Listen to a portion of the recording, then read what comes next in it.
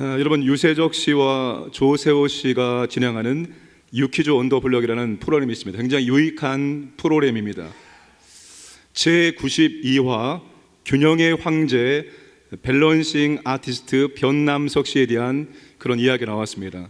한 4분짜리 영상인데 화면을 한번 보시겠습니다. 이분이 힘든 시절에 산에 올라가서 돌을 쌓기 시작한 겁니다. 그게 취미 생활이 된 거예요. 분당 탄천에서 20년 동안 돌을 쌓는 사람으로 알려졌습니다. 이 변남석 씨의 공연을 보고 외국 기자들이 붙였던 타이틀이 바로 밸런싱 아티스트였습니다. 그때부터 이분은 지금까지 밸런싱 아티스트로 세계 여러 곳에서 그렇게 공연을 펼치고 있습니다.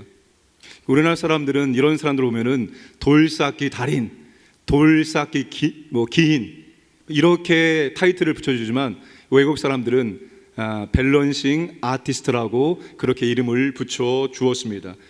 일상의 지극히 평범한 재료들이 이분의 손을 거치면 아트, 곧 예술이 됩니다. 제가 이것을 보고 깨달은 것은 균형은 곧 아트다, 균형은 곧 예술이다 라는 것입니다. 하는 일과 삶이 예술이 된다는 것은 보는 사람들에게 감동과 영감을 주고 그것이 치료와 회복으로 연결되어 오고 도전을 준다는 것입니다. 여러분, 아름다움의 핵심은 균형에 있습니다. 아무리 좋은 것이라도 균형을 잃으면 아름다움 자체가 무너지게 됩니다. 몸의 균형, 삶의 균형, 믿음도 마찬가지입니다. 믿음의 균형을 잃어버리면 아름다움을 찾을 수가 없습니다.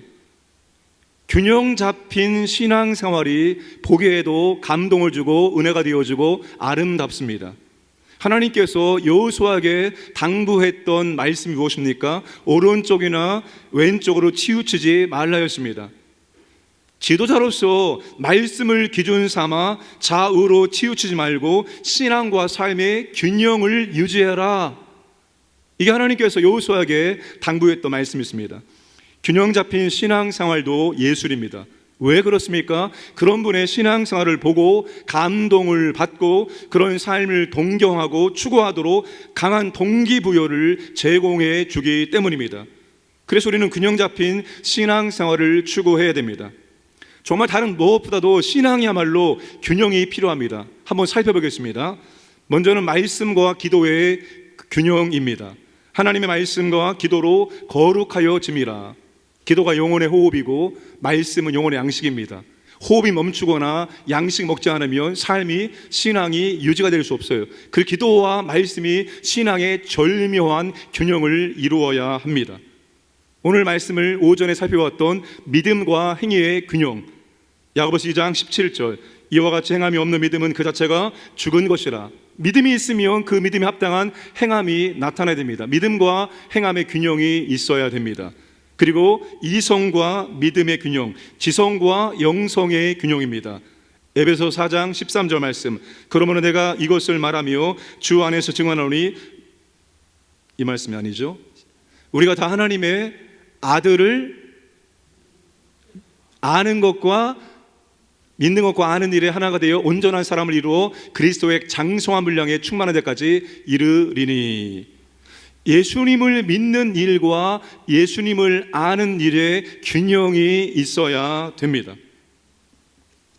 또 믿음과 현실의 균형입니다. 창세기 13장 10절에 함께 읽겠습니다.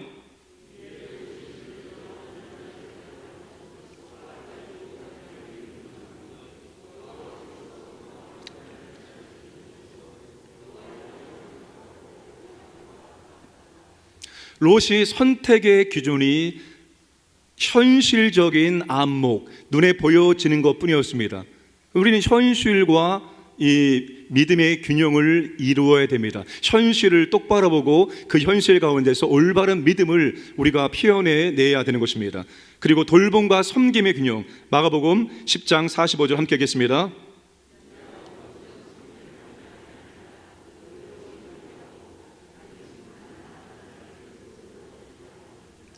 우리는 돌봄을 잘 받아야 됩니다. 그런데 돌봄만 받는 것이 아니라 그리고 우리는 또한 섬김을 감당해야 됩니다. 여섯 번째, 보상과 헌신의 균형. 마태복음 19장 27절 함께 있습니다.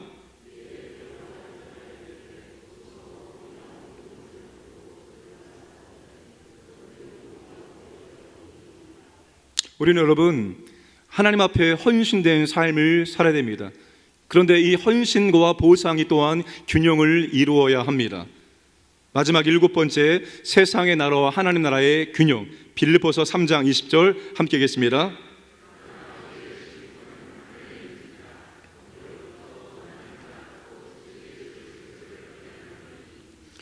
우리가 이 세상의 나라 가운데 살고 있지만 우리의 시민권은 천국에 있습니다. 그러니까 여러분, 우리는 세상의 나라와 하나님 나라의 균형 속에서 살아가야 하는 것입니다. 그러니까 신앙생활은 어떤 것보다도 균형이 필요하다는 것입니다. 한쪽으로 치우쳐지면 절대로 아름답지 않습니다. 기도만 하는 분, 말씀만 붙잡는 분, 모든 것에 균형을 이룰 때 우리가 아름다운 신앙을 보여줄 수 있고, 그 아름다움, 균형의 아름다움이 곧 예술이 되어지고, 그런 신앙생활 할 때 누군가에게 감동과 은혜와 도전이 될 수 있습니다. 나도 저렇게 해야지 하는 그런 결단을, 도전을 이끌어 줄 수가 있다는 것입니다. 그런데 여러분, 우리가 이 신앙의 여러 가지 것들, 모든 것에 다 균형을 맞출 수 없습니다. 그러나 세 가지는 꼭 균형을 맞추어야 됩니다. 우리 사람은 지정의로 구성되어 있습니다. 지성과 감성과 의지로 구성되어 있습니다. 이게 우리의 인격의 3요소입니다. 우리의 인격이 변화되어지고 성장하기 위해서는 지정의가 균형 있게 채워지고 균형 있게 성장할 때 우리의 신앙의 인격이 아름답게 성장, 성숙할 수가 있습니다. 근데 여러분, 한국 기독교 역사를 쭉 살펴보면 이 세 가지 가운데 어떤 한쪽에 치우쳐졌던 경우가 많습니다. 어떨 때는 지성, 하나님 말씀만 붙잡고, 어떨 때는 감성, 부흥회, 은사 집회, 또 어떨 때는 관계, 교제, 어느 한쪽에 치우쳐져 있었습니다. 그러나 여러분, 우리의 믿음이 올바로 성장하기 위해서는 지정의가 골고루 균형을 이루어야 됩니다. 사람이 변화되어지는 역사는 그냥 되어지는 것이 아니라 지정의가 균형 있게 채워질 때 사람의 신앙의 인격이 아름답게 변화되어지고 성장할 수 있습니다. 이 지정의를 우리가 균형 있게 채우기 위해서 우리는 세 가지에 집중하고 세 가지의 균형을 이루어야 됩니다. 첫 번째가 바로 양육 훈련입니다. 체계적인 양육 훈련은 인간의 지적인 부분을 만져주고 채워주고 주기 때문입니다. 제가 간증을 이렇게 들으면서 참 뿌듯했던 것이 있습니다. 오전에 강병준 선생님 간증도 마찬가지고, 솔직히 낮에 우리가 양육 훈련을 하면 직장에 있는 남성들은 절대로 양육 훈련을 받을 수가 없습니다. 그래서 야간반 열었는데 감사하게도 직장인을 다니는 남성들이 야간에 들어와서 함께 교제하며 간식 먹는 재미가 그렇게 좋습니다. 식사를 하지 않고 오기 때문에 그날 간식이 정말 꿀맛입니다. 그리고 동병상련의 마음으로 낮에 일하고 밤에 와서 공부하기 때문에 서로의 마음이 통합니다. 얼마나 좋은지 몰라요. 동기들을 만나니 얼마나 감사한지 모릅니다. 여러분, 우리가 체계적인 양육 훈련을 통해서 우리가 복음을 배우고 하나님 말씀을 배워야 되는 것입니다. 다음 도표는 앞으로 우리 교회가 할 양육 훈련입니다. 언제 이것이 다 돌아갈지는 모르겠으나 앞으로 이 과목들이 전부 다 개강되어지고 이 과목들이 그렇게 다 열려지기 원합니다. 기초가정, 새가족 양육 5주, 그리고 1:1 양육, 구역장이 구역원을 7주 동안 가르치는 것입니다. 그래야지 구역장의 영적인 권위가 세워질 수 있기 때문입니다. 그리고 예수 영접 모임, 새가족 3주 차에 복음의 풀 버전을 다 설명해주고 그 자리에서 예수를 영접하면 안 됩니다. 그런데 희한한 것이 있습니다. 50년, 60년, 40년 신앙생활을 하신 분들도 이 예수 영접 모임에서 복음을 듣고 다시 예수님을 영접하면 놀라운 은혜가 있습니다. 아주 답답했던 것이 뻥 뚫린 것처럼 시원하다, 개운하다, 이런 말씀합니다. 우리는 끊임없이 복음을 반복해서 들어야 되기 때문에 그런 현상이 나타나는 거예요. 여러분들, 남편들 가운데서 구원의 확신이 없는 분들, 믿음이 올바로 세워지지 않은 분들을 이제 앞으로 새가족 3주차에 있는 예수영전 모임에 그냥 데리고 오세요. 데리고 와서 함께 복음을 듣고 직접 자신의 입술로 고백해서 예수님을 영접할 수 있도록 만들어 주어야 합니다. 성장 과정. 자, 이제 2023년도 상반기에 개설되어지는 90일 성경 통독이 있습니다. 90일 성경 통독은 가피풀에 보시면 앱이 있어요. 90일 성경 통독. 그것을 함께 조를 짜서 듣는 것입니다. 매일 정해진 분량을 듣고 그 가운데 감동을 받은 것을 노트에 기록하는 것입니다. 한 절씩 그렇게 진행하고, 어성경 신약, 어성경 구약, 교리, 큐티 한 가지 추가됩니다. 독서 모임. 우리가 예전에 도서관이 있었습니다. 그러나 지금은 도서관 하지 못하는데, 그러나 도서관에서 봉사했던 분들이 또 꽤 계십니다. 그래서 우리가 중요하게 읽어야 될 경건서적을 읽어나가는 독서 모임도 2023년도에 새롭게 개설이 되어질 것입니다. 제자 과정은 생명의 삶, 이거는 제가 개설하면 제가 끝까지 붙들고 갈 과목입니다. 그리고 새로운 삶, 경건의 삶, 하나님을 경외하는 삶, 이거는 제가 1, 2기 정도, 한 3기 정도까지는 인도한 다음에 그 다음에 부목사님들한테 넘겨줘서 진행할 수 있도록 만들어 줄 것입니다. 이 제자 과정에 있는 이 과목들은 단순히 공부가 아니라 우리의 교제, 구역 모임과 연결되어지는 중요한 과목들입니다. 그리고 사역자 과정에 전도 폭발 훈련, 중보기도 훈련, 소그룹 인도자 훈련이 있습니다. 그리고 앞으로 여러분 굉장히 중요하게 여겨지는 과목 가운데 하나가 가정사역입니다. 가정사역. 그리고 가정사역에 아기학교, 결혼예비학교, 부모학교, 부학교, 그렇게 과목들이 개설이 될 예정입니다. 우리가 이 시간들을 통해서 말씀을 배우고 우리가 조각조각 파편적으로 알고 있었던 성경이 퍼즐처럼 짜 맞춰지면서 하나의 그림이 완성될 수 있어야 합니다. 그런데 우리가 이렇게 말씀을 공부하는, 양육훈련을 받는 중요한 목적은 우리의 삶의 변화가 목적입니다. 단순히 지식을 많이 쌓는 것이 아닙니다. 지식을 많이 쌓는 쪽으로 가면 학자가 되어지지 예수 믿는 제자가 될 수 없어요. 우리가 이 말씀을 통해서, 양육을 통해서 우리의 삶이 변화되어지는 것입니다. 하나님과의 관계, 사람과의 관계, 그리고 이웃과의 관계가 회복되어지는 것, 그것이 우리가 양육훈련을 받는 중요한 목적이 되어집니다.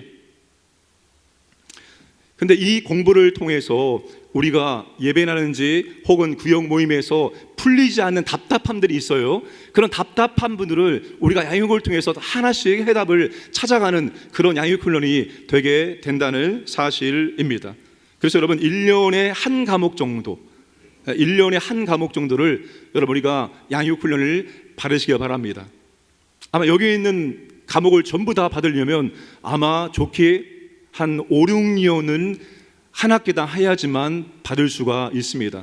보통 여러분 한 과목에 대해서 3, 4년 주기로 똑같은 과목을 계속해서 공부를 해 나가야 됩니다. 왜 그런가 하면 우리가 여러분 나이가 들고 신앙의 경험이 쌓이면서 똑같은 과목일지라도 다르게 들려지고 새롭게 깨닫게 되기 때문입니다. 그래서 한 과목을 3, 4년 주기로 반복해서 우리가 공부를 해야 됩니다. 자, 우리가 양육훈련을 통해서 지적인 부분을 끊임없이 채워 나가야 됩니다. 제가 부탁을 드립니다. 특별히 남성들은 야간반에 들어오셔서 꼭 우리가 말씀을 배우고 성경을 배우는 시간을 갖기를 원합니다. 그리고 더 중요한 것, 반드시 부부가 함께 똑같은 공부를 들으셔야 됩니다. 부부가 똑같은 공부를 공부하면서 신앙의 공유가 일어나게 되어지고 자신이 배운 것, 깨달은 것을 함께 나누면서 부부 관계가 그렇게도 좋아집니다. 진짜예요? 감사합니다. 부부가 똑같은 양육을 받으면서 함께 배운 것을 나누고 깨달은 것 나누고 이해가 안 되는 것을 나누면서 부부 사이에 대화가 많아집니다. 대화가. 믿음의 대화가 많아진다는 것은 굉장히 중요한 거예요. 여러분, 아담이 선악과를 따먹음으로 말미암아서 무슨 관계가 깨어집니까? 하나님과 사람의 관계, 그리고 첫 번째, 부부 관계의 단절, 깨어짐이 오게 된 거예요. 그래서 부부가 함께 신앙의 공부를 할 때 부부 관계가 좋아지는 것이 그 공부를 잘한 결과입니다. 부부가 함께 꼭 양육훈련을 받으시기를 권면합니다. 두 번째, 여러분, 두 번째는 성도와 성도의 교제인 구역 모임입니다. 인간의 정적인 부분을 만져주는 곳입니다. 여러분, 이 구역을 생각할 때 우리는 가족 공동체를 경험하는 곳이 되어야 됩니다. 여러분, 가족 개념을 가지고 구역 안에 들어가야 됩니다. 사람이 있는 곳에는 어쩔 수 없이 갈등과 다툼이 일어날 수밖에 없습니다. 여러분, 갈등이 생기는 것은 잘못된 것이 아니라 너무나도 당연한 것입니다. 그 갈등을 잘 풀어나가면 거기에 하나님의 은혜가 있게 되어집니다. 그런데 갈등을 푸는 키워드는 우리가 영적 가족으로 모였다, 이 개념을 절대로 잊어서는 안 됩니다. 이번에 강사 목사님이 했던 말이 있습니다. 멤버 체인지 의미 없다. 멤버 체인지 의미 없습니다. 똑같은 사람 또 만납니다. 더 심한 사람을 만나게 되어 있습니다. 하나님께서는 우리가 받을 훈련을 패스하지 않으면 절대로 그냥 통과시키지 않아요. 그 훈련을 통과할 때까지 하나님께서 훈련을 붙이십니다. 그러니까 저 사람 때문에 이러지 마시고 그 사람을 우리가 넘어서야 됩니다. 그 사람을 통해서 하나님께서 우리의 모난 부분들을 깎아내고 우리를 고쳐나갈 때 그것을 통과해야만 하는 것입니다. 그렇기 때문에 항상 가족 개념을 가지고 우리가 구역 안에 들어가야 됩니다. 나를 훈련하는 것이 바로 구역입니다. 서로의 모난 부분들이 부딪히면서 깎여지고 다듬어지고 훈련되고 변화되어지게 됩니다. 나와 안 맞는 그 사람이 나의 훈련자입니다. 그 사람만 없으면 나는 꽤 괜찮은 사람입니다. 그런데 그 사람 때문에 나의 모난 부분이 드러나게 되어집니다. 그래서 나와 안 맞는 사람은 특별히 하나님께서 나를 위해서 맞춤으로 붙여진 나의 훈련자가 된다는 것을 우리가 꼭 기억을 해야 합니다. 그 구역은 여러분, 하나님의 임재를 경험하는 곳이 되어야 됩니다. 우리가 구역 모임의 목적은 하나님의 임재를 통한 하나님의 사랑, 하나님의 치유, 하나님의 능력을 경험하는 것입니다. 구역 모임이 세상 모임과 차별성이 바로 여기 있습니다. 여러분, 세상 사람들 동호회 모임, 우리보다 더 끈끈하고 더 친밀하고 더 즐겁고 기쁨이 있어요. 그런데 우리의 모임이 세상의 모임과 차별성은 무엇입니까? 우리의 모임에는 세상에 없는 하나님의 임재가 있다는 거예요. 하나님의 사랑이, 하나님의 치유가, 하나님의 능력이 우리의 모임 가운데 존재한다는 것입니다. 그래서 세상 모임에서 유일하게 줄 수 없는 것이 바로 하나님을 만나는 것입니다. 하나님의 사랑은 섬김을 통해서만 체험할 수 있습니다. 내가 저분을 잘 섬겨야지. 누구처럼? 예수님처럼 생각하고. 여러분, 사도 바울이 갈라디아 교회를 처음 들어갔을 때 바울이 이렇게 고백합니다. 내 몸에서 여러 가지 질병들, 이 눈의 간질들, 이런 것들 때문에 갈라디아 사람들이 바울을 하나님의 사람으로 받아들이지 못할 정도였습니다. 그러니까 바울의 외적 모습 보면은 저게 무슨 하나님의 사람이야, 저게 무슨 사도야 라고 할 만큼 형편없습니다. 그런데 그 갈라디아 교회 성도들이 바울을 누구처럼? 예수님처럼 받아들이게 되었습니다. 우리가 누군가를 섬길 때는 마치 그분이 예수님인 것처럼 그런 사랑으로 섬길 때 하나님의 사랑을 경험할 수가 있습니다. 하나님의 치유는 마음을 나눔으로 체험되어집니다. 사람들이 왜 우울증, 조울증, 이런 정신적인 질병에 휘달립니까? 정말로 내 마음을 나눌 사람이 없는 거예요. 내 아픔을 나눴을 때 그대로 받아들여주고 공감해 주시는 사람이 아무도 없기 때문에 말하지 못함으로 말미암아서 마음의 질병을 갖고 있다는 것입니다. 그런데 내가 내 마음의 아픔을, 내 고민을 말할 때 정말로 위로해주고 격려해주고 공감해주고 함께 기도해주는 그런 공동체에 들어가면 그 사람이 회복되어지고 치유될 수가 있습니다. 우리가 마음을 나눠야 됩니다.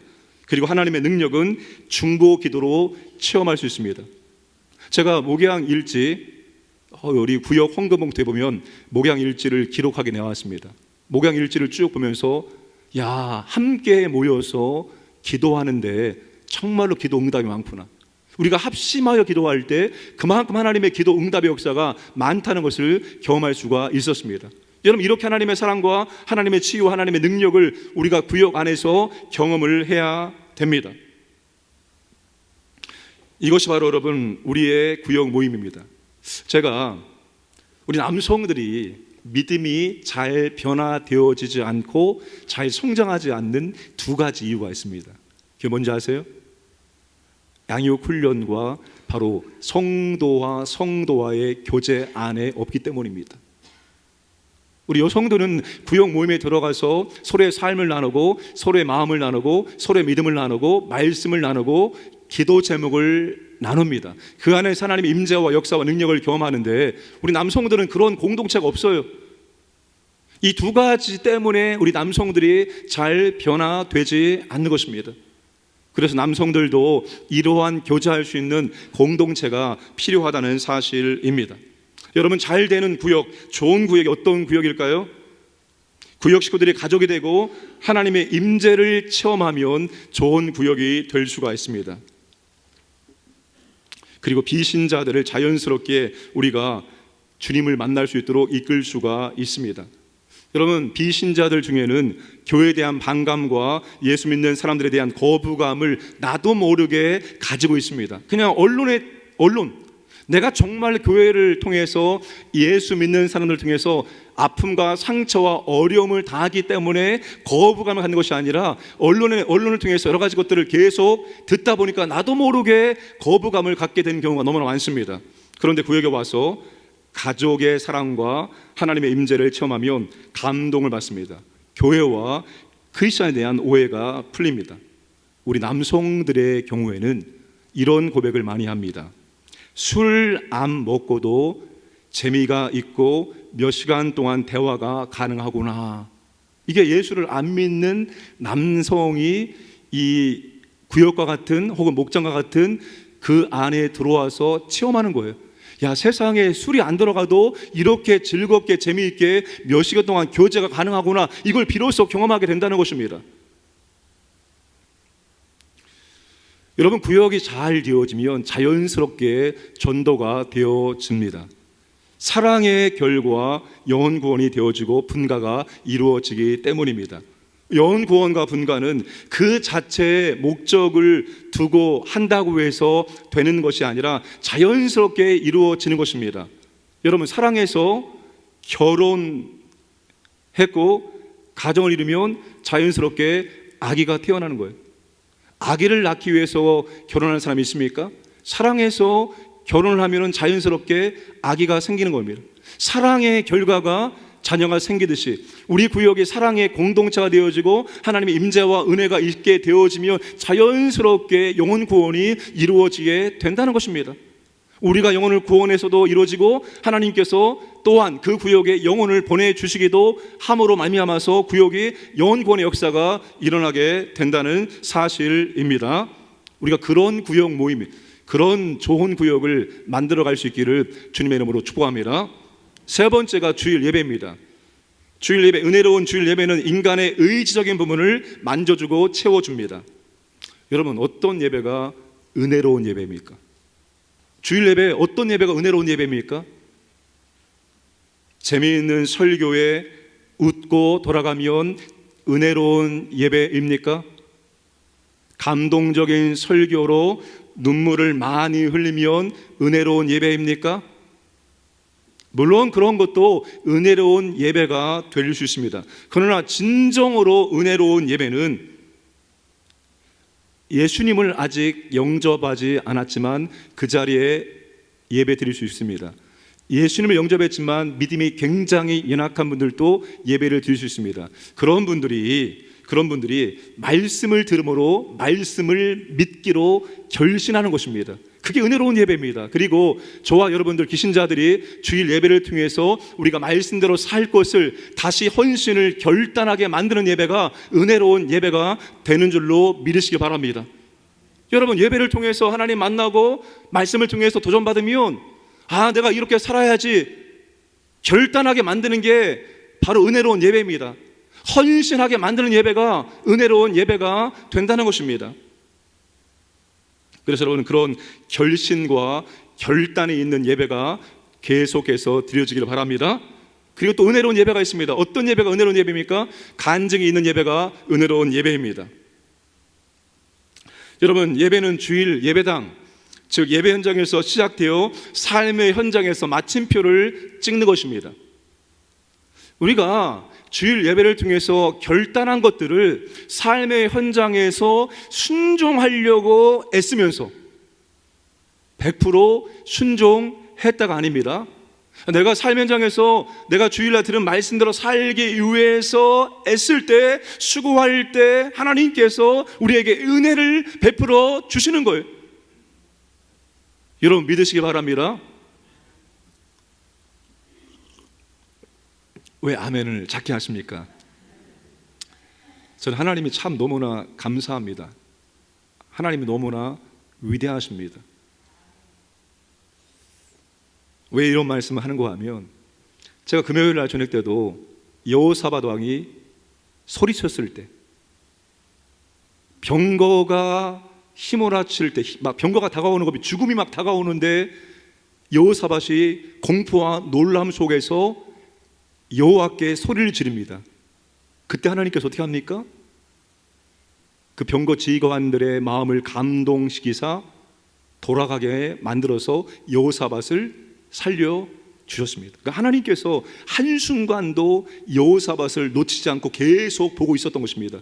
그리고 여호사밧이 위기 속에서, 죽음의 공포 속에서 외쳤을 때 하나님께서 그 위기를 벗어날 수 있도록 인도해 주셨습니다.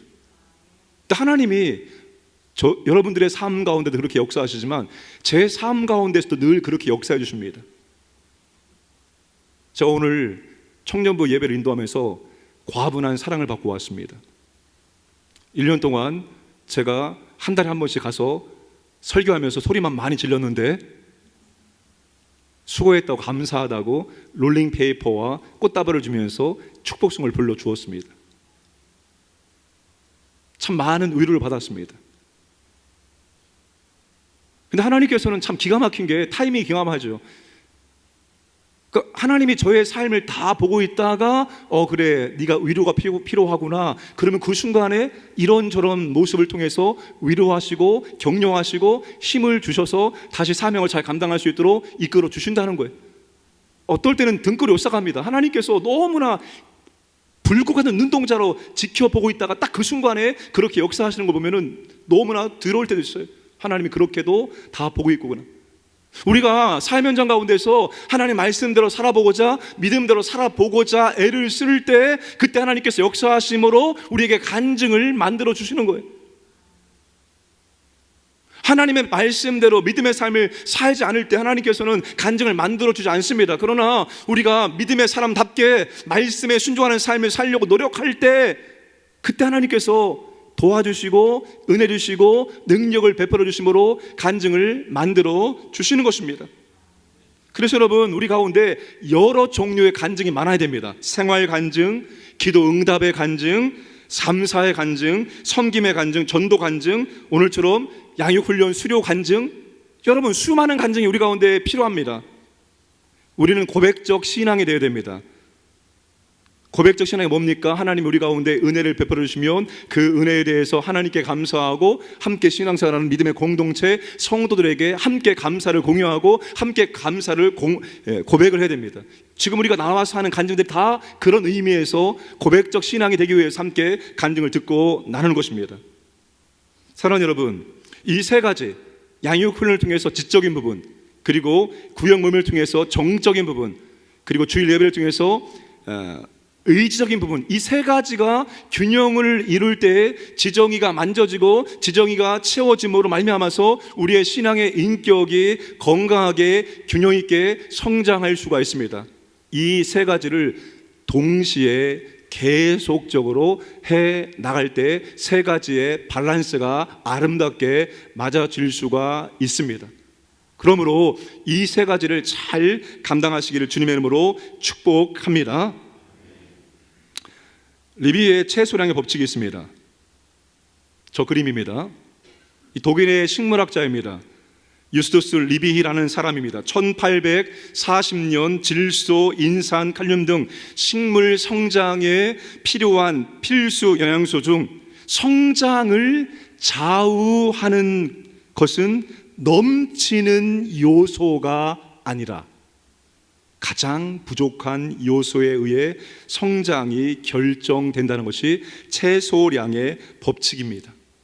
우리가 생각할 때는 넘치는 것을 통해서 우리의 믿음이 성장할 것처럼 여겨지지만 그게 아니라 최소, 잘 안 되는 부분, 그 최소한 그 부분이 바로 오늘 우리의 신앙의 모습이 된다는 것입니다.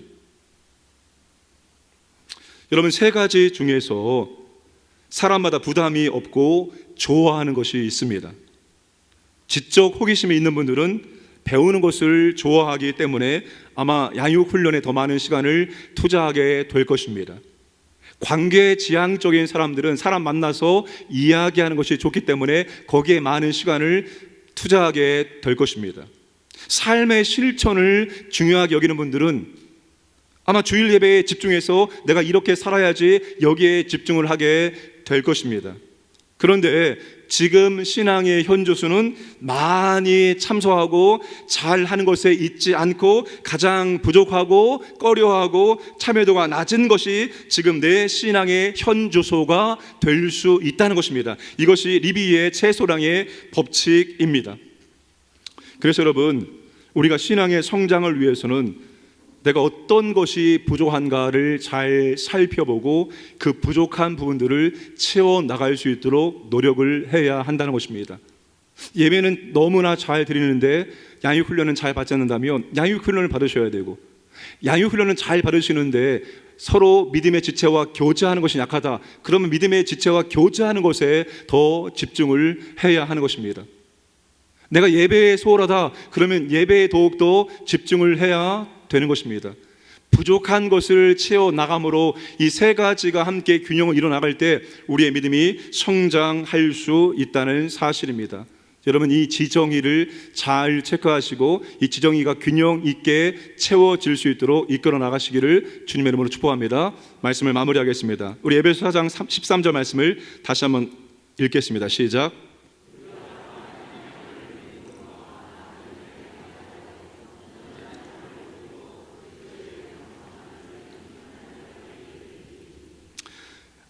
하나님의 아들을 믿는 일과 아는 일에 하나가 되어줄 때 지정의의 균형을 이루게 되어지면 우리가 온전한 사람이 된다라고 말씀을 하고 있습니다. 여러분, 이 온전한 사람이 어떤 사람입니까? 예수님을 닮은 사람을 의미합니다. 균형 잡힌 신앙생활의 중심은 바로 예수 그리스도가 되어집니다. 세 가지가 균형을 이룸으로 말미암아서 우리는 누구를 닮은 사람? 예수님을 닮은 사람이 되어져야 한다는 것입니다. 세 가지가 균형을 이루고 있음에도 불구하고 우리가 예수님을 닮는 사람이 되지 않는다면 그 세 가지 균형은 의미가 없어요. 세 가지 균형을 이루어서 온전한 사람, 더욱더 예수님을 닮는 믿음의 사람 되기를 주님의 이름으로 축복합니다.